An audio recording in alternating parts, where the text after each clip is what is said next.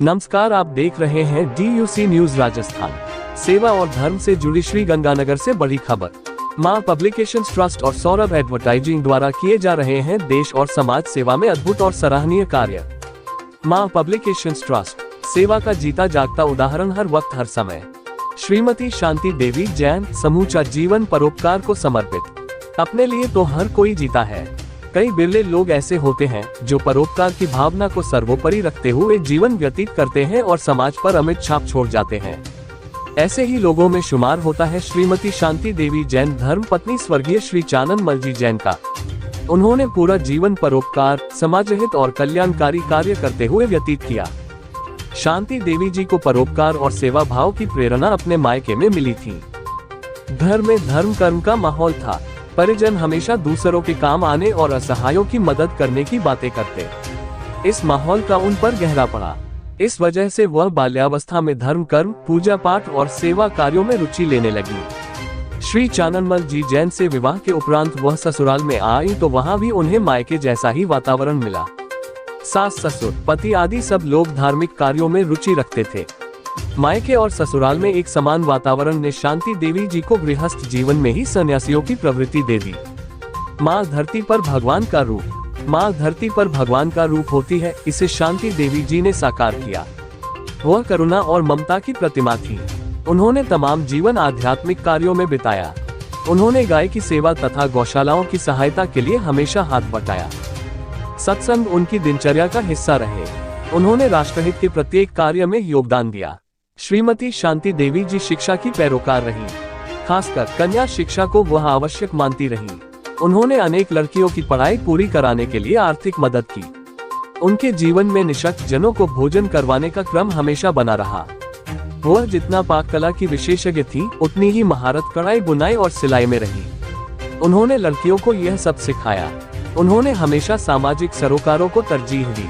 Saurabh advertising के प्रबंध निदेशक एड गुरु राजकुमार जैन, सुरेश जैन, पवन जैन, ममता बंसल, डॉक्टर सुमन जैन की माता तथा सौरभ जैन की दादी श्रीमती शांति देवी जी ने अपना संपूर्ण जीवन धर्म कर्म और समाज सेवा के कार्य में बिताया।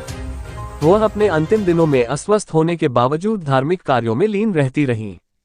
सौरभ एडवर्टाइजिंग ने उनके मार्गदर्शन में कई बड़े धार्मिक आयोजन करवाए। राष्ट्रीय कवि सम्मेलन, धार्मिक महापाठ, गौशालाओं में सवा मनिया आदि जैसे विभिन्न कार्यक्रम उनकी प्रेरणा से हुए। पिछले साल आज ही के दिन उन्होंने इस दुनिया को अलविदा कह दिया, लेकिन अपने कार्यों से वह आज भी प्रेरणा स्रोत बनी हुई है।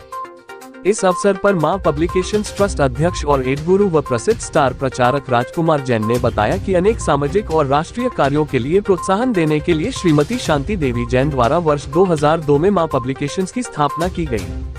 इसके अंतर्गत अनेक जनकल्याणकारी कार्य हुए, जिसमें साहित्य एवं प्रकाशन, भ्रष्टाचार को लेकर लोकपाल बिल, भक्तांबर के दुर्लभ जैन मंत्र और नागपाश यंत्र, राष्ट्रीय महिला फुटबॉल चैंपियनशिप का आयोजन, राष्ट्र को समर्पित एक शाम कुमार विश्वास, वंदे मातरम का आयोजन, गरबा डांस, मां गंगौर की शाही सवारी, श्री श्याम सत्संग भवन, श्री जैन भवन, श्री बाबा रामदेव प्राचीन मंदिर, दुर्गा पूजा, मां शीतला क्षेत्रपाल, अनेक मंदिरों की सजावट और श्रृंगार मां पब्लिकेशन ट्रस्ट द्वारा किया गया।